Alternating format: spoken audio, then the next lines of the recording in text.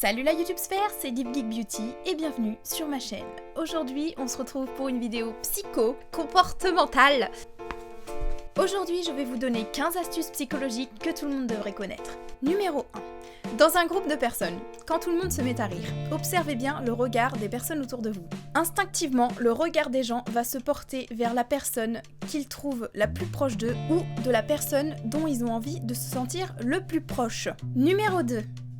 Si vous faites quelque chose qui devrait normalement vous faire sentir nerveux ou un peu stressé, mangez quelque chose ou mâchez un chewing-gum. Ça va jouer un tour à une part primale de votre cerveau qui interprète le fait que vous mangiez avec le fait que vous ne soyez pas en danger. Manger égale tranquillité. Donc, ça va vous déstresser et ça va vous aider à ne pas être aussi nerveux. 3. Si quelqu'un est en colère après vous, mais que vous restez super calme, il va se mettre encore plus en colère. Mais ils vont se sentir encore plus honteux avec eux-mêmes après ça.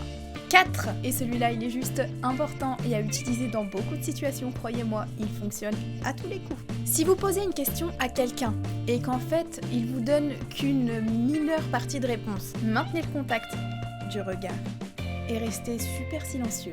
La personne qui est censée vous répondre va assumer toute seule que la réponse qu'elle vous a donnée n'était pas assez bonne pour vous, donc elle va venir la compléter toute seule et va continuer de parler et de vous donner le reste de ce que vous avez envie de savoir. 5. Les expressions émotionnelles sont une façon de causer les émotions. Si vous avez envie de vous sentir joyeux, souriez, ça va vraiment aider. 6. Quand vous écrivez quelque chose, n'écrivez pas « je pense » ou « je crois », parce que dans tous les cas, c'est déjà inclus que vous pensez ou vous croyez parce que vous allez le dire, et ensuite parce que ça peut révéler un vrai manque de confiance en vous. 7.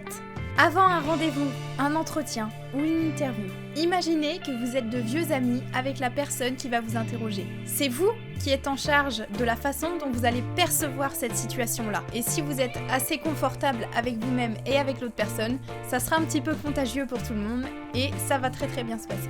8. Si vous faites en sorte d'être très heureux et vraiment très excité à l'idée de voir d'autres personnes, la prochaine fois que ces personnes-là vous verront, elles seront sûrement beaucoup plus excitées et beaucoup plus heureuses de vous voir également. C'est un petit peu la ruse que nous fait notre chien à chaque fois que l'on rentre chez nous. Et on se fait avoir à chaque fois. 9. Les gens vont être plus aptes à accepter une petite faveur si ils en ont refusé une plus grosse que vous leur avez proposée avant. Par exemple, je peux pas te demander de suivre absolument tous mes conseils, mais je peux te demander de partager la vidéo avec tes amis. 10. Et celle-là est très importante, surtout pour les personnes hyper anxieuses telles que moi. Beaucoup d'effets physiques qui sont dus au stress, à l'anxiété, à l'énervement, à la peur, sont les mêmes que ceux de l'excitation.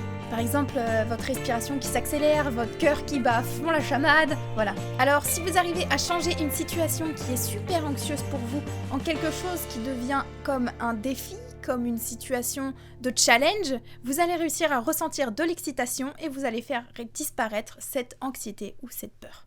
11. Beaucoup de personnes ne savent pas vraiment dire la différence entre quelqu'un de confiant et quelqu'un de brillant. Si vous semblez être quelqu'un qui sait ce qu'il fait, il y a des personnes qui vont se rallier à vous parce qu'ils penseront que vous êtes tout simplement très confiant. 12. Si vous travaillez dans un monde avec des clients, posez un miroir sur le mur derrière vous. Vos clients seront beaucoup plus aimables et beaucoup plus sympas parce que personne n'a envie de se voir soi-même en train d'être un gros con. 13. Si vous êtes en rendez-vous de groupe ou en entretien de groupe et que vous voyez qu'il y a une personne qui va sûrement essayer de s'en prendre à vous ou de vous choisir comme cible, asseyez-vous tout à fait à côté de lui. Ça leur fera perdre pied mentalement. Ils ne se sentiront pas autant en sécurité de vous attaquer. Et généralement, finalement, ils vont vraiment mitiger, adoucir leurs pensées. 14. Quand vous êtes à un premier rendez-vous, emmenez la personne dans un endroit super excitant. Cette personne va ensuite associer ce sentiment d'excitation qu'elle a eu avec vous et elle vous appréciera d'autant plus. Et 15.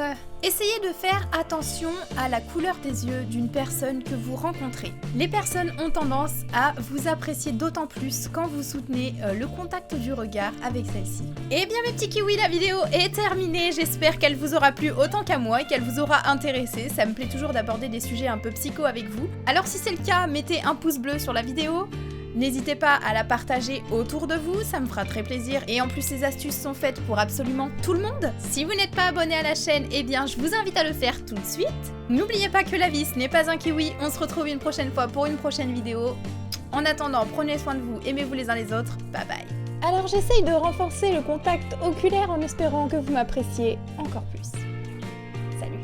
Salut, la YouTube sphère. Hey. Salut. Salut. Ouais. Et bienvenue sur ma chaîne. Ça faisait un peu monsieur, oui. Non, on peut pas faire ça. Psycho. Quel est ce mot qui a essayé de sortir de ma bouche? Et puis, voilà, c'est cool. Oh. Au début, je voulais juste enlever mon couvre-chef ridicule. Et en fait, il y a une grosse araignée au plafond.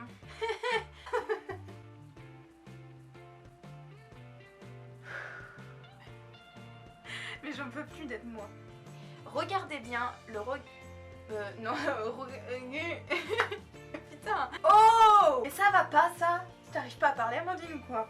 C'est pas comme ça que ça va t'aider à mieux parler en parlant toute seule.